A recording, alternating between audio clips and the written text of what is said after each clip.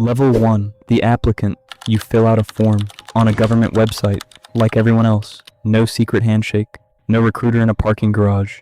You go to cia.gov, click careers, and type your name into a box alongside 10,000 other people who did the same thing this month. You submit, you wait. 6 months later, an email. They want to see you in Virginia. You pay for your own flight. The building looks like a regional insurance office. Fluorescent lights, bad coffee. A man in a gray suit asks questions for 4 hours. Have you ever betrayed someone who trusted you? That one lands differently. You answer it. Your voice doesn't shake. Then comes the polygraph. Sensors on your chest, on your fingers. The machine cannot actually detect lies. You don't know that yet. You sweat anyway. 3 weeks later, a letter. Accepted into the clandestine service trainee program. No ceremony, just a letter. Level 2, the trainee camp Peary. 9,000 acres of Virginia woods. 6 months. This is your world now. The training runs inside a fictional country called Vertania. Mock embassy. Fake news channel. Real CIA surveillance officers tracking you through real Virginia towns. You practice surveillance detection routes. If they spot you, you start over. You learn flaps and seals, open an envelope, photograph the contents, reseal it so cleanly no examiner finds the breach, lock picking, safe cracking, dead drops. A chalk mark on a mailbox that means something passed. The SADRAT cycle. Spot, assess, develop, recruit, run, terminate. 6 steps for convincing a person to betray their country. You practice on role players. You get it wrong. You practice again. At 2 a.m., they knock on your door. Urgent walk-in. Simulated crisis. You make decisions half awake. The sleep interruption is deliberate. Disorientation is the curriculum. 40% of your class won't finish. One morning a bunk is stripped. No announcement, just a mattress no one mentions. You stay. Level 3, the case officer. New city. New title. New lie. Your cover is State Department. You work at a U.S. embassy. Beirut, maybe. Dubai. Nairobi.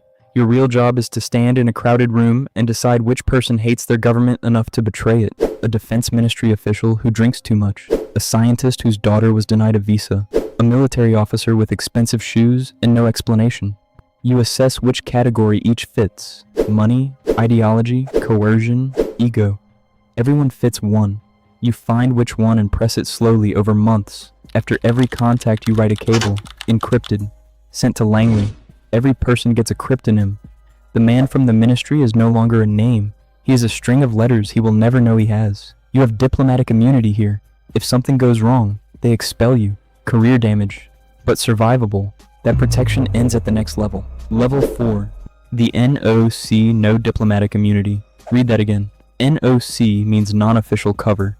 To the FSB surveillance team outside your building, to the MSS watchers in the coffee shop across the street, you are a businessman. The company has real employees, real tax records, and an incorporation CIA's cover support division spent 8 months building from nothing. Your legend is total. Fake payroll, fake tax returns.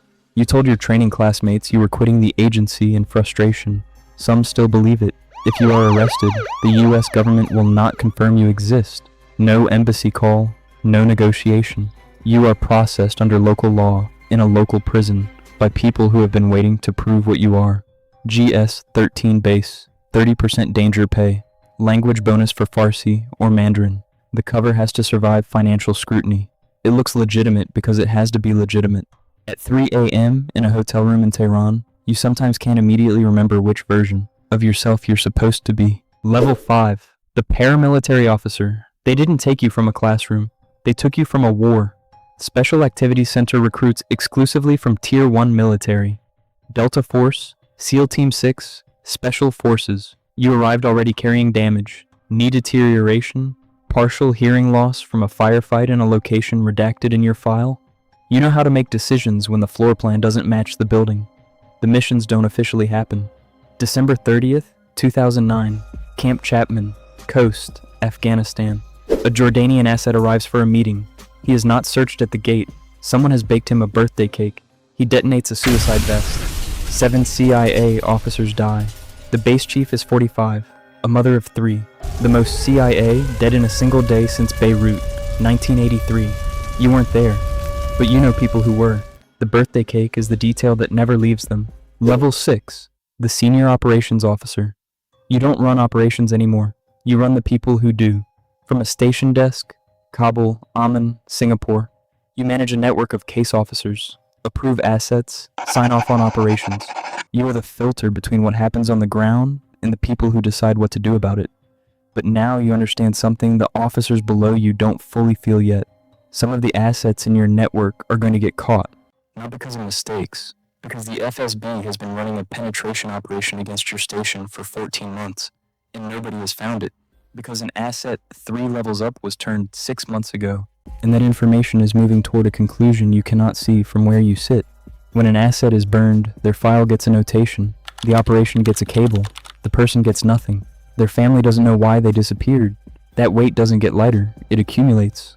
Level 7, Chief of Station. You are the CIA in this country. Every operation runs through you. Every drone strike target package in your area gets your assessment before moving up the chain.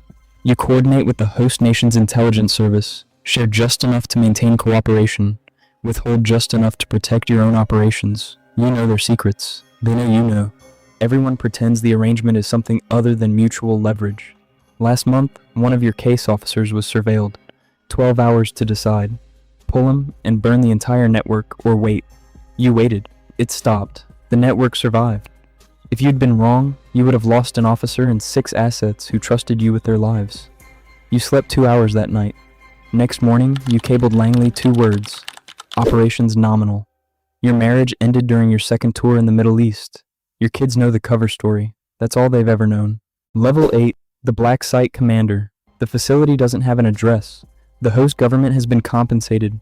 The building is unremarkable. A warehouse outside Bucharest, a compound in Stary Poland that the European Court of Human Rights will eventually confirm existed. A CIA physician is on site for every session, present to ensure the detainee survives. That is the exact boundary of his mandate. The detainees were never formally arrested, never appeared before a judge. Lawyers in Washington wrote memos arguing this is legal. The lawyers are not in this room. Khalid Sheikh Mohammed is waterboarded 183 times. A CIA medical officer cables Langley in March 2003. Clinical language, near drownings. The cap is 3 sessions per 24 hours. A physician objects to a 4th in 1 day. The objection is overruled. You sign the authorization. Some nights you cannot finish the argument that makes you one of the good guys. Level 9. The Division Director. You are back at Langley. 140 stars on the memorial wall. 32 have no name beside them. Even in death, identities remain classified. Once a year, in a room with appropriate clearances, all 140 names are read aloud. It is the only moment those names exist outside a vault. You brief the president in the Situation Room. You testify to the Senate Intelligence Committee. Careful language, calibrated omissions, the performance of transparency from a man whose career is structured opacity. Aldrich Ames sold CIA assets to the KGB for $4.6 million. 9 years, at least 10 people executed. Their names are in the wall. Some of them are among the 32 with no name beside their star. When someone says his name at Langley, which almost no one does, the silence lasts longer than the sentence. You are not Ames, but 25 years of telling lies in service of the truth leaves certain things structurally loose. You feel those loose things now in ways you couldn't before. Level 10, the Ghost. A small conference room, 50 people, a distinguished intelligence medal you cannot display, cannot describe, cannot reference in any document that leaves a vault. 30 years. Your son found out what you did when he was 15, stunned, then disappointed. You didn't carry a gun most of the time. No glamorous enemy operatives. Your phone was just a phone. 30 years, received by a teenager as something close to betrayal. At 3 a.m., you walk the perimeter of your house. Check the locks, the driveway, the street. Nothing is there. Nothing has been there for years, but the motion is carved into you. It doesn't turn off. No public record. No verifiable resume entry. No medal on any wall anyone will ever see. You know exactly where this ends. The conference room. The 50 people. The 3 a.m. check that will run until your last night on Earth. Right now, a form is loading on someone's laptop. 23 years old. A vague, burning idea that they want to do something that matters. They type their name. They will wait 6 months for an email. They will fly to Virginia on their own dime. They will sweat through a polygraph in a gray room. They have no idea what it costs. That has always been the first requirement.